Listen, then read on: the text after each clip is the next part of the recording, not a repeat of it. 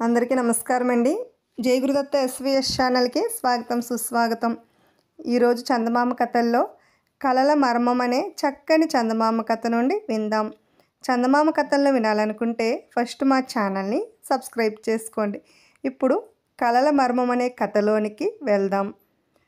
కోసల దేశానికి రాజైన బింబిసార్ మహారాజుకు ఒకనాటి రాత్రి చాలా విడ్డూరమైన కలలు వచ్చాయి. మరునాడు మహారాజు బ్రాహ్మణులను పిలిపించి తనకు వచ్చిన కలలను గురించి వారికి చెప్పి ఇటువంటి స్వప్నాలకు ఫలితం ఏమిటో ఆలోచించి చెప్పండి అని కోరాడు. బ్రాహ్మణులు తమలో తాము కూడా ఇలా చెప్పుకుంటూ సాగారు. రాజు వద్ద నుంచి అంతులేని ధనం గుంజుకోవడానికి ఇది మంచి అవకాశం. ఇది పోనివ్వకూడదని నిశ్చయించిన వారై బ్రాహ్మణులు రాజు వద్దకు వెళ్ళి, మహారాజా, ఎన్నో గ్రంథాలు తిరగవేశాం. మీకు వచ్చిన కలలు చాలా ప్రమాదం కలిగించేవి. వాటి వల్ల మీకు, మీ వంశానికి, మీ రాజ్యానికి, మీ ప్రజలకు కూడా గొప్ప అరిష్టం కలగనున్నది అని చెప్పారు. ఈ మాటలు వినగానే రాజుకు మతిపోయినట్టయింది. అయితే ఈ అరిష్టాలను నివారించే మార్గం ఏమిటి అని ఆయన అడిగాడు. అది కూడా చూసే వచ్చాం. దీనికల్లా ఒకటే విరుగుడు. మన రాజ్యంలో 4 దారులు కలిసిన చోటునల్లా ఒక యజ్ఞం చేయించండి. యజ్ఞం ముగిసినాక బ్రాహ్మణులకు సంతర్పణలు, దానాలు ఇవ్వండి. దానితో అన్ని పీడలు విరగడైపోతాయి, మేలు కలుగుతుంది అని బ్రాహ్మణులు సలహా ఇచ్చారు. బింబిసార్ మహారాజు ముందు వెనక చూడకుండా బ్రాహ్మణులు చెప్పిందంతా నమ్మేసి తన కోశాధికారిని పిలిచి 4 దారులు కలిసిన చోటనల్లా యజ్ఞం జరగాలి, సంతర్పణలు, సంభావనలు, దానాలు మొదలైనవి జరగాలి. అందుకు గాను సన్నాహాలు ప్రారంభించండి అని చెప్పాడు. ఈ వార్త మహారాణి తెలుసుకున్నది. ఆవిడ తన భర్త వద్దకు వెళ్ళి, ఏమండి, మీరు తొందరపడి యజ్ఞాలు ప్రారంభించకండి. నిజానికి బ్రాహ్మణులు లేమంత తెలిసినవారు కారు. అన్నీ తెలిసిన మహాజ్ఞాని బుద్ధ భగవానుడు జేతవనంలో ఉంటున్నాడు. మీరు అక్కడికి వెళ్ళి ఆయనకు మీ కలల వైనం చెప్పి వాటి ఫలితం ఏమిటో అడగండి. ఆయన చెయ్యమంటే యజ్ఞాలు అలాగే చేదురుగాని అన్నది. దీనికి బింబిసార్ మహారాజు అంగీకరించాడు.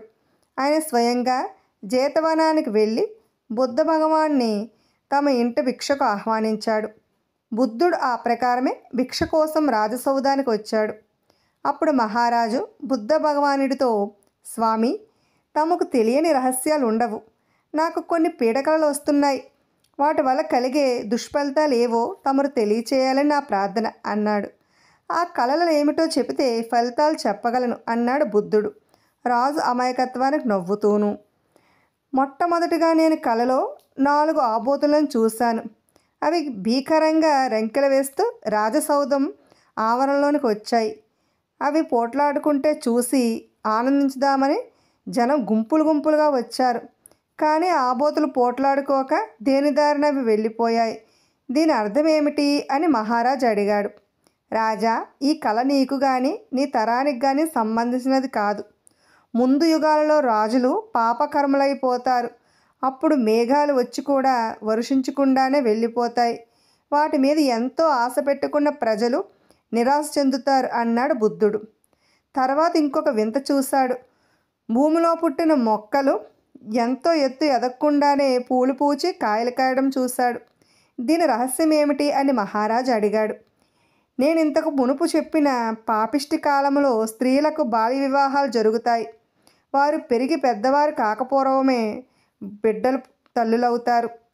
అంతకంటే ఇంకేమీ లేదు అన్నాడు బుద్ధుడు. అయితే ఆవులు దూడల వద్ద పాలు తాగుతున్నట్లు మరొక కల వచ్చింది అన్నాడు మహారాజు. ముసలివాళ్ళు తమ తిండి కోసం చిన్నవాళ్లపై ఆధారపడే దుర్దినాలు రాబోతున్నాయని దాని అర్థం అన్నాడు బుద్ధుడు. తర్వాత కలలో కొందరు రైతులను చూశాను. వారు కావడి నుంచి బలిష్టమైన ఎద్దులను తొలగించి ఆ కాడికి లేగదూడలను కట్టడం కనిపించింది అన్నాడు మహారాజు. నేను ఇంతకు పూర్వం చెప్పిన అవినీతి గల రాజులు రాజ్యాధికారాల నుంచి సమర్థులైన మంత్రులను తొలగించి ప్రపంచ జ్ఞానం లేని యువకులను ఆ పదవుల్లో వినియోగించబోతున్నారు. అదే ఆ కళకు అర్థం అన్నాడు బుద్ధుడు. తర్వాత ఒక వింత గుర్రాన్ని చూశాను. దానికి 2 వైపులా తలలున్నాయి. ఆ 2 తలలతోటి అది దానా తింటుంది. ఈ ఘోరం ఏమిటి స్వామి అని మహారాజు అడిగాడు. రాబోయే పాపిష్టి కాలంలో న్యాయాధికారులు తగాదాలు పరిష్కరించడంలో నిష్పక్షంగా ఉండటానికి బదులు 2 పక్షాల వారి నుంచి లంచాలు మేస్తారు. ఎవరికీ న్యాయం చెయ్యరు. అదే దాని అర్థం అన్నాడు బుద్ధుడు. ఇదేమిటో చెప్పండి. ఒకడు మోకు అల్లుతూ అల్లిన భాగం కింద వేస్తున్నాడు. వాడు చూడకుండా ఒక ఆడనక్క అల్లిన మోకును తినేస్తూ కనిపిస్తుంది అన్నాడు మహారాజు. రాబోయే కాలంలో పాపం పెరిగిపోతుంది. ఆ సమాజంలో భర్తలు కష్టపడి కూడబెట్టిన ధనాన్ని భార్యలు ఎప్పటికప్పుడు ఖర్చు చేసేస్తుంటారు అన్నాడు బుద్ధుడు. తరువాత ఇంకొక చిత్రం చూశాను. రాజభవనం ప్రక్కనే ఒక పెద్ద కడవ నిండా నీరున్నది. దాని చుట్టూ ఇంకా చిన్న కడవలు ఎన్నో ఖాళీగా ఉన్నాయి. అక్కడికి అన్ని కులాల వారు నీరు పట్టుకువచ్చి అది వరకే నిండి ఉన్న కడవలోనే నీరు పోసి అది పొర్లిపోతున్న సంగతి కూడా గమనించకుండా వెళ్ళిపోతున్నారు. ఖాళీ కడవలో ఎవరూ నీరు పోయరు. ఏమిటి దాని అర్థం అని మహారాజు అడిగాడు. ముందు ముందు అధర్మం పెచ్చు పెరుగుతుంది.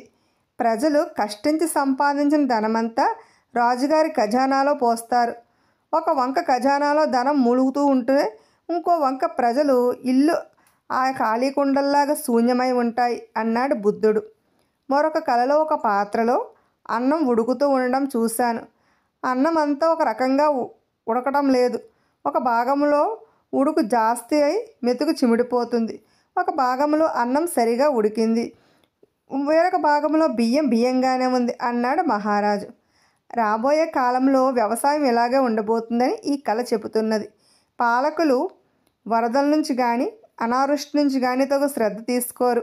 అందుచేత కొన్ని చోట్ల వర్షం హెచ్చుగా కురిసి వరదల వల్ల పంటలు పాడవుతాయి. సరిగా వానలు కురిసిన చోట మాత్రం పంటలు సక్రమంగా పండుతాయి. వాన కురవని చోట అసలు పంటలే ఉండవు అన్నాడు బుద్ధుడు. స్వామి, ఇంకొక కలలో కొందరు మనుషులు అమూల్యమైన మలయ చందనాన్ని వీధి వెంట అమ్ముతూ డబ్బులు పుచ్చుకుంటున్నారు. అది చూశాను అన్నాడు మహారాజు. భవిష్యత్తులో కొందరు నీచులు పవిత్రమైన ధర్మబోధలు ప్రజలకిచ్చి తుచ్చమైన ఐహిక సుఖాలను ప్రతిఫలంగా పుచ్చుకుంటారు అన్నాడు బుద్ధుడు. ఇంకా నా కలల్లో నీళ్ల మీద బరువైన రాళ్ళు తేలి కొట్టుకుపోతున్నట్లుగా చూశాను. ఒక రాజహంసల గుంపు ఒక కాకి వెనక నడుస్తూ ఉండటం చూశాను. మేకలు పులులను తరిమి చంపి తింటుంటే తోడేళ్లు సైతం భయంతో కంపించడము చూశాను. ఇవన్నీ అరిష్టదాయకాలు కావా స్వామి అని మహారాజు అడిగాడు. ఈ కళలు నీకు కానీ నీ కాలానికి కానీ సంబంధించినవి కానే కావు. వాటి గురించి నీకు ఎలాంటి విచారమూ వద్దు. ఇవన్నీ భవిష్యత్తుకు సంబంధించినవి. భవిష్యత్తులో ధర్మం నశించి పాపం పెరగటం వల్ల ఎంత మహిమగల వాళ్ళు సైతం నీచులైన రాజుల అనాదరణకు గురి అయ్యి కాల ప్రవాహంలో నీవు చూసిన రాళ్ళలాగా కొట్టుకుపోతారు. పరమనీచులు పదవులకు రావటం వల్ల రాజహంసల వంటి యోగ్యులు సైతం వారి అడుగుజాడల్లోనే నడవలసి ఉంటుంది. అదములకు అధికార బలం లభించేసరికి సత్వసంపన్నులు కూడా వారిని చూసి భయపడవలసి వస్తుంది. అంతేకాదు, సత్వసంపన్నులు అయిన కారణం చేత ఆ అధమములు వారిని నిర్మూలించడం కూడా జరుగుతుంది అన్నాడు బుద్ధుడు. బింబిసార మహారాజుకు సందేహం తీరిపోయింది. ఆయన భయాలు తొలగిపోయాయి. ఆయన యజ్ఞాలు చేయించి ఆలోచన కట్టిపెట్టి బుద్ధ భగవానుడికి భిక్ష పెట్టి పంపేశాడు. ఇప్పుడు ధర్మనగరం అనే మరో చక్కని చందమామ కథను విందాం. పూర్వం మిథిలా నగరములో యశవర్ధనుడు అని ఒక క్షత్రియ కుమారుడు ఉండేవాడు. వాడు అమిత పరాక్రమవంతుడు, సాహసి. దానికి తోడువాడు అమితమైన కోపిష్టి. ఎవరి భయము లేకవాడు విచ్చలవిడిగా సంచరిస్తూ దుర్మార్గుడై జీవించసాగాడు. వాడు చెయ్యని పాపకార్యం లేదు. ఎవరైనా తనను ఎదిరిస్తే వాళ్లను తన కత్తికి బలి చేస్తుండేవాడు. కానీ కొంతకాలానికి యశవర్ధనుడి పాపం పండింది.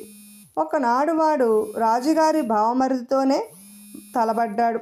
ఇద్దరూ కత్తులు దూశారు. కానీ రాజుగారి బావమరిది కత్తి ఎత్తే లోపుగా యశవర్ధనుడు అతన్ని గుండెల్లో పొడిచేశాడు. ఈ వార్త వినగానే రాజుగారు మండిపడి యశవర్ధనుడిని పట్టుకుని తల పగలగొట్టమని తన భటులందరికీ ఉత్తర్వులు జారీ చేశాడు. ప్రాణులతో ఉండాలంటే, ప్రాణాలతోనే జీవించాలంటే దేశం విడిచి పారిపోవడం తప్ప మరొక మార్గం లేదు. అందుచేత యశవర్ధనుడు తన గుర్రం మీద ఎక్కి పారిపోసాగాడు. అది శరవేగంతో కోసులు యోజనాలు దాటి పరిగెత్తి గుండె పగిలి చచ్చి పడిపోయింది. తాను ఇంకా దేశం దాటి పోలేదేమోనని, తన కోసం రాజభటులు తరుముకుంటూ వస్తున్నారేమోనని భయపడి యశవర్ధనుడు అలసిపోయి ఆకలి దప్పులతో బాధపడుతూ కూడా ఆ చీకటిలోనే అడవుల వెంట కొండల వెంట పరిగెత్తి తెల్లవారేసరికి ఒక కొండ శిఖరానికి చేరాడు. అక్కడ అతను కాసేపు విశ్రమించి తాను వచ్చిన దారిని పరీక్షించాడు. తన వెంట ఎవరూ రావటం లేదని రూఢీ చేసుకుని కొండ అవతల వైపు చూశాడు. అక్కడ ఒక లోయలో అమిత అందమైన నగరం ఒకటి అతనికి కనబడింది. ఆ నగరాన్ని చూడగానే యశవర్ధనుడికి ప్రాణం లేచి వచ్చినట్లయింది. ఎందుకంటే తమ రాజ్యంలో అటువంటి నగరం ఒకటి ఉందని అతనెన్నడూ వినలేదు. ఇది ఇంకో రాజ్యం అయి ఉంటుంది, ఇక్కడ అతను క్షేమంగా సుఖంగా ఉండవచ్చు. ఈ మాట అనుకుని అతను లోయలోనికి దిగసాగాడు. మధ్యదారిలో ఒక గొర్రెల కాపరి కనిపించగా యశవర్ధనుడు ఆ కనబడే నగరం పేరేమిటి అని అడిగాడు. ధర్మనగరం అన్నాడు గొర్రెల కాపరి. యశవర్ధనుడికి అనుమానం రూఢి అయింది. ఇదేదో కొత్త నగరం. ఈ నగరం కొత్తదే కాక చాలా వింతగా కూడా ఉంది. యశవర్ధనుడు నగరం ప్రవేశించి విశాలమైన వీధుల వెంట ఎత్తైన మేడల మధ్యగా నడవసాగాడు. వీధిలో ఎందరో స్త్రీలు పురుషులు నడుస్తున్నారు. కొందరు నిలబడి మాట్లాడుతున్నారు. వారిలో ఒక్కరు కూడా అనారోగ్యంగా కానీ బలహీనంగా కానీ కనబడలేదు. ఇదేదో మహాపుణ్యనగరంలా ఉంది, ఇక్కడ దుఃఖం అన్నది కనిపించలేదు అనుకుంటూ యశవర్ధనుడు ఒక దుకాణం సమీపంగా వచ్చాడు. ఆ సమయాన అతనికొక చిత్రం కంటపడింది. దుకాణదారుడు కొనవచ్చిన వారితో మాట్లాడుతూ ఉన్న సమయంలో ఎవరో యువకుడు దుకాణం నుంచి ఏదో వస్తువు దొంగిలించి అటు ఇటు చూసి ఏమీ ఎరగనట్టు వీధి వెంబడి నడవసాగాడు. అతను 4 అడుగులు వేశాడో లేదో పెద్ద మూతతో ఆ యువకుడి కాళ్ళ కింద భూమి విచ్చుకున్నది. వాడు అడుగున పడిపోయాడు. వెంటనే భూమి మళ్ళీ మూసుకున్నది. ఇది కళ్ళారా చూస్తున్న యశవర్ధనుడు చాలాసేపు స్తంభించిపోయాడు. తాను చూసిన ఈ సంఘటన ఇతరులు కూడా చూసినట్టు అతను గమనించాడు. అయితే వారు అతనిలాగా ఆశ్చర్యపడలేదు. ఒక్క క్షణం ఆగివారు మళ్ళీ తమ దారిని వెళ్ళారు. వారికి ఇది పరిపాటిలాగానే కనపడింది. ఈ నగరంలో జనం ఇలాగే మరణిస్తారని యశవర్ధనుడికి త్వరలోనే తెలిసి వచ్చింది. ఇంకా ఎన్నో చోట్ల ఇంకా ఎందరో భూగర్భంలోనికి పోవటం అతను కళ్ళారా చూశాడు. అంతేకాదు, వారిలో ఏ ఒక్కడు ప్రమాదవశాన చావలేదు. సాటి మానవులకు ఏదో ద్రోహం తలపెట్టిన వారి కాళ్ళ క్రిందనే భూమి విచ్చుకున్నది. వాళ్లే ఇలాంటి ఘోరమైన మరణాలు పాలైనారు. ఒక చోట ఒక మనిషి నడుస్తూ ఉంటే ఇంకొక మనిషి వెనక నుంచి ముందున్నవాడిని బాకుతో పొడవబోయాడు. అంతలోనే వాడి కాళ్ళ కింద భూమి పగిలి వాడు కాస్త భూగర్భంలోనికి పోయాడు. మరొక చోట నలుగురు చేరి ఒక స్త్రీని పట్టుకోవడానికి పరిగెత్తుకుంటూ వస్తుండగా వారి కింద భూమి బద్దలైంది. నలుగురు భూగర్భంలోనికి పోయారు. భూమి మళ్ళీ మూసుకుపోయింది. యశవర్ధనుడు తాను చూసిన ఈ వింత మరణాలను గురించి ఆలోచిస్తూ ఒక చోట నిలబడి భూదేవి క్షమించిందని తెలుసు కూడా ఈ నగరంలో ఉండే ప్రజలు ఎందుకు ఇలా పాపాలు చేస్తారు? వీళ్లకు చచ్చిపోతామన్నది ఆ క్షణాన జ్ఞాపకం రాదా అని తనలో తాను అనుకున్నాడు. మీదే ఊరు నాయన అని అతన్ని సమీపించే ఒక ప్రశ్న వినిపించింది. యశవర్ధనుడు ఉలిక్కిపడి చూడగా అతనికి పక్కనే ఒక సాధు నిలబడి ఉన్నాడు. మాది మిథిలానగరం అన్నాడు యశవర్ధనుడు. మీ మిథిలలో మృత్యువు చెప్పి వస్తుందా? అక్కడ ప్రజలు ఆకస్మికంగా చావరా? అంత మాత్రాన వారు పశ్చాత్తాపడి పాపాలు చేయడం మానేస్తున్నారా అని సాధువు అడిగాడు. యశవర్ధనుడికి ఒక్కసారిగా కళ్ళు తెరుచుకున్నట్లయింది. తాను చేసిన పాపకార్యాలన్నింటినీ జ్ఞాపకం తెచ్చుకున్నాడు. అతనికి పశ్చాత్తాపం కలిగింది. అతను సాధువు కాళ్ళ మీద పడి, స్వామి, నేను ఒక పాపినే. చావు తప్పించుకోవడానికి ఈ నగరం వచ్చి తప్పించుకోవలసిందని చావు నుంచి కాదని పాపం నుంచని తెలుసుకున్నాను. నాకు పుణ్యమార్గం ఉపదేశించండి అని ప్రార్థించాడు. సాధువు యశవర్ధనుడికి పుణ్యమార్గము, ధర్మ మార్గము, నీతి ఉపదేశించాడు. ఇప్పుడు దానకరుణుడు అనే మరో చక్కని చందమామ కథను విందాం. విసుగు చెందిన విక్రమార్కుడు చెట్టు వద్దకు తిరిగిపోయి చెట్టు మీద నుంచి శవాన్ని దించి భుజాన్ని వేసుకుని మరొకసారి శ్మశానం దిక్కుగా బయలుదేరాడు.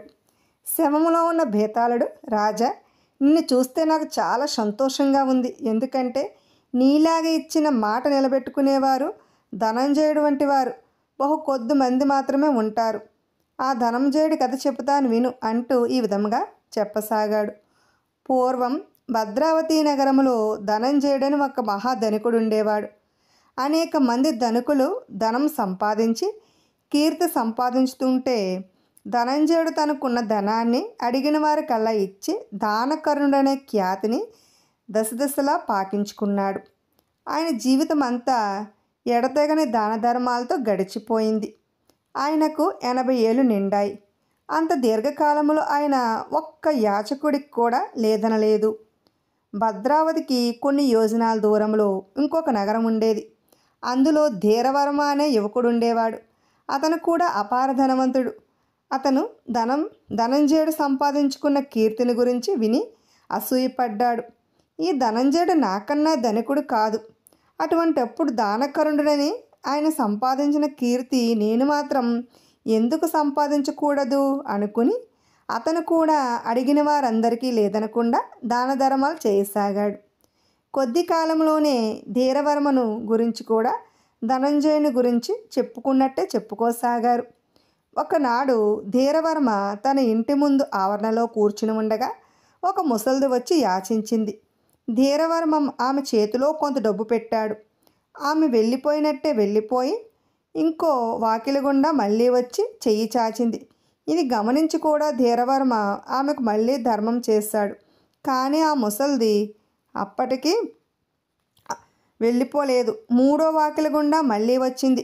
ధీరవర్మ ఆమెకు ఈ విధముగా 12 సార్లు ధర్మం చేసి మళ్ళీ 13వసారి ఆమె వచ్చినప్పుడు, ముసలిదానా, ఇప్పటికి 12 సార్లు నా దగ్గర దానం పట్టి మళ్ళీ 13వసారి చేయి చాస్తున్నావు అన్నాడు.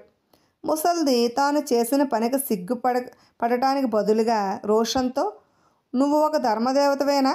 ధనంజయుడి ఇంటికి 32 వాకిళ్ళు. ప్రతి వాకిలి నుంచి వెళ్ళి ఆయన దగ్గర దానం తీసుకున్నాను. అప్పటికి ఆయన నన్ను గుర్తించలేదు. నువ్వు నన్ను రెండోసారే పోల్చావు. ధనంజయుడెక్కడ, నువ్వెక్కడ అని దెప్పి వెనక్కు తిరిగి వెళ్ళిపోయింది. ముసలిదాని మాట ధీరవర్మకు డొక్కలో బల్లంగా గుచ్చుకున్నది. నేను ఇన్ని దానాలు చేస్తున్నా ధనంజయుడికి లోకువే అయ్యానా?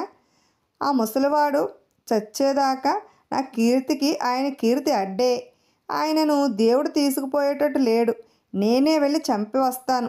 ఆ తర్వాత నా కీర్తికి అడ్డు ఉండదు అనుకుని ధీరవర్మ ఎవరితోనూ చెప్పకుండా తన గుర్రమెక్కి బయలుదేరాడు. ధీరవర్మ 2 రోజులు ప్రయాణం చేసి అడవి దాటి భద్రావతి నగరానికి పోయే దారిలో ధనంజయుడు కనిపించాడు. ఆయనకు రోజు సాయంకాలం వేళ అడవి దాకా నడిచి వచ్చే అలవాటు ఉన్నది. మామూలు దుస్తులు ధరించి ఉండటం వల్ల, ఒంటరిగా ఉండటం వల్ల ఆ వచ్చే మనిషి ధనంజయుడే ఉంటాడని ధీరవర్మ అనుకోలేదు. అదీ కాక ధీరవర్మ ధనంజయుని గురించి వినటమే కానీ ఎన్నడూ చూసి ఉండలేదు. అయ్యా, ధనంజయుడంటే నివాసము ఎక్కడుంటుందో చెప్పగలరా అని ధీరవర్మ ధనంజయుడినే అడిగాడు. ఆయన తెలుసునా? ఆయనను కొలుసుకోవాలా అని ధనంజయుడు అడిగాడు. ఆయనను ఒకసారి కంట చూస్తే చాలు, కొలుసుకోవాల్సిన అవసరం లేదు అన్నాడు ధీరవర్మ. ఇందులో ఏదో గుట్టున్నదని ధనంజయుడు తెలుసుకున్నాడు. ప్రస్తుతం ధనంజయుడు నగరంలో లేడు. కానీ ఆయన వచ్చేదాకా నువ్వు ఆయన భవనంలోనే ఉండేట్టు ఏర్పాటు చేస్తాను. నీవెవరో ఎక్కడి నుంచి వచ్చావో ఆయనకు తెలియకుండా చూస్తాను అన్నాడు ధనంజయుడు. చాలా కృతజ్ఞుణ్ణి, అదే నాకు కావలసింది. ఇంతకు మీ నివాసం ఎక్కడ అని ధీరవర్మ అడిగాడు. ఇంకెక్కడోనా? ఆ ధనంజయుడి నివాసమే నా నివాసం కూడాను. చిన్నప్పుడు ఒకరిని విడిచి ఒకరు ఉండేవాళ్ళం కాం. ఇప్పటికీ నేను అతని సిబ్బందిలోనే ఉంటున్నాను. అతను అంత వాడైపోయాడు, నేను ఇంకా ఇలాగే ఉన్నాను అన్నాడు ధనంజయుడు. మీకు చాలా అన్యాయం జరిగింది అంటూ ధీరవర్మ ధనంజయుడి వెంట బయలుదేరాడు. ఇద్దరూ కలిసి ధనంజయుడి భవనం చేరారు. ధీరవర్మను ఒక గదిలో ప్రవేశపెట్టి నౌకర్లందరితోనూ తానెవరో అతిథికి చెప్పవద్దని, తాను నగరంలో లేనట్టు అతనికి చెప్పవలసిందని హెచ్చరించాడు ధనంజయుడు. 2 రోజులు గడిచాయి. ధనంజయుడు ప్రతి పూట వచ్చి ధీరవర్మతో మాట్లాడుతూనే ఉన్నాడు. కానీ ధీరవర్మ తాను వచ్చిన పని మాత్రం బయట పెట్టలేదు. అయితే అతను తన మీది ప్రీతి చేత రాలేదని, తనను చూడకపోవడంతో అతనికేదో దురుద్దేశమే ఉన్నదని ధనంజయుడు సులువుగా గ్రహించాడు. దీనికి నిదర్శనం ఏమిటంటే, తనను గురించి తాను చెడుగా మాట్లాడితే ధీరవర్మ ఆసక్తితో విన్నాడు. 3వ నాడు ఉదయం ధనంజయుడు ధీరవర్మ వద్దకు వెళ్ళి, నాయన, ధనంజయుడు ఇంతకు ముందే వచ్చాడు, వెళ్ళి ఆయనను చూస్తావా అని అడిగాడు. వద్దు, వీలైతే దూరం నుంచి చూపండి అన్నాడు ధీరవర్మ. ఇంతకు నువ్వు వచ్చిన పని నా చెవిని వేశావు కావు. అది ఎటువంటిదైనా సరే తప్పకుండా జరిగేటట్టు చూస్తాను. నీకు తగిన సలహా కూడా ఇస్తాను. నీకేమీ సంకోచం వద్దు, చెప్పు అని ధనంజయుడు ధీరవర్మను ప్రోత్సహించాడు. చాలాసేపు సంకోచించి ధనంజయుడి చేత ప్రమాణాలు చేయించుకుని చివరకు ధీరవర్మ తాను వచ్చిన పని కాస్త బయట పెట్టేశాడు. అతను తనను చంపడానికి వచ్చాడని తెలిసి ధనంజయుడు మొదట నిర్ఘాంతపోయాడు. తర్వాత ఆయన ధీరవర్మతో, ఇది ఏమంత కష్టమైన పని కాదు బాబు. సాయంకాలం పొద్దుగూకే ముందుగా ఊరు బయట ఉన్న అరణ్యంలోనికి పోతే ఆయన అక్కడ ఒంటరిగా దొరుకుతాడు అన్నాడు. అయితే ధీరవర్మ ఆ సాయంకాలం తన గుర్రమెక్కి బయలుదేరాడు. ఊరు దాటి అడవి ప్రవేశించి కొంత దూరం వెళ్ళేసరికి ముందుకు నడుస్తూ ఒక వృద్ధుడు కనిపించాడు. ధీరవర్మ ఆయనను సమీపించుతూ, ముసలివాడా, ఈనాటితో నీ ఆయువు చెల్లింది అంటూ కత్తి ఎత్తాడు. వృద్ధుడు వెనక్కి తిరిగి చూశాడు. ధీరవర్మ ఎత్తిన చెయ్యి ఎత్తినట్టుగానే ఉండిపోయింది. మీరా అన్నాడతను. అవును నాయన, నేనే. ఎంతమందో నన్ను అనేకం యాచించారు. అందరికీ అన్నీ ఇచ్చాను. నువ్వు ఒక్కడవే నా ప్రాణం యాచించావు. కాదనగలనా? నీకు కావలసింది తీసుకుని వెళ్ళిపో. నీకెవ్వరూ అడ్డం రారు అన్నాడు ధనంజయుడు. ధీరవర్మ కన్నీరు కార్చుతూ, మహాత్మా, నా ఈ అపచారాన్ని క్షమించండి అన్నాడు దీనంగా. నాయన, నీది ఏమెంత అపచారం కాదు. కీర్తి కాంక్షించి నేరం కాదు. ఆ కీర్తి కోసం యుద్ధాలు చేసి లక్షలాది జనాలను చంపి రక్త ప్రవాహంలో ఈదేవాళ్ళు ఉన్నారు. నీ కీర్తి కాంక్ష స్వార్థంతో కూడినది కాదు. నీకున్నదంతా ఇతరులకు దానం చేసి కీర్తి సంపాదించాలనే నీ కోరిక. నువ్వు ఎంతో మంచివాడవు కూడాను. నేను ఇంక ఎంతో కాలం బతికేది కూడా లేదు. నీ కీర్తికి అడ్డుగా ఉన్న నన్ను హతమార్చి నీ పని ముగించుకో అన్నాడు ధనంజయుడు. కాదు స్వామి, మీరు నాకు ఏదైనా శిక్ష విధిస్తే కానీ నేను మీ పాదాలను వదలను అంటూ ధీరవర్మ ఆయన కాళ్ళపై పడ్డాడు. నీకంత పట్టుదలగా ఉంటే నీ ప్రాయశ్చిత్తానికి మార్గం చెబుతాను. అలా చెయ్యి. నువ్వు నా పేరు పెట్టుకుని మా ఇంటికి పోయి జీవితాంతం వరకు అక్కడే జీవించు. నేను నీ పేరు పెట్టుకును మీ ఇంట ఉంటాను అన్నాడు ధనంజయుడు. ధీరవర్మ అందుకు సమ్మతించాడు. బేతాళుడి కథ చెప్పి, రాజా, ధీరవర్మ ధనంజయుడిని చంపకపోవడానికి నిజమైన కారణం ఏమిటి? ఎంతో కీర్తి గడించిన ధనంజయుడు తన పేరును ధీరవర్మకు ఎందుకు ఇచ్చేశాడు? సమాధానం తెలిసి కూడా చెప్పకపోయావో నీ తల పగిలిపోతుంది అన్నాడు. ధీరవర్మ ధనంజయుడిని చంపకపోవడానికి ఒకటే ప్రబలమైన కారణం ఉంది. ధీరవర్మ తన జనములో ఎన్నడూ చేయలేని ప్రాణదానం ధనంజయుడు తనకు చేసేస్తున్నాడు. ఆ దానం తాను పుచ్చుకుంటే ఇక తాను ఎన్నడూ ధనంజయుడితో సమానం కాలేడు. అందుచేతనే అతను దండన కోరాడు. పోతే ధనంజయుడు తన ప్రఖ్యాతమైన పేరును ధీరవర్మకు ఎందుకు ఇచ్చాడంటే, తనకింకా కొద్ది కాలమే ఆయుర్దాయం ఉంది. ధీరవర్మ యువకుడు. తన పేరు ధీరవర్మ బతికున్నంత కాలము జీవించి ఉండాలనే ఆశతో ఆయన ఆ పని చేశాడు అన్నాడు విక్రమార్కుడు. ఈ విధముగా రాజుకు తిరిగి మౌనభంగం కలగగానే బేతాళుడు శవంతో సహా మాయమై మళ్ళీ చెట్టెక్కేశాడు. విన్నారు కదండి. ఇటువంటి చక్కనైన చందమామ కథలను వినాలనుకుంటే ముందుగా మా ఛానల్ని సబ్స్క్రైబ్ చేసుకోండి.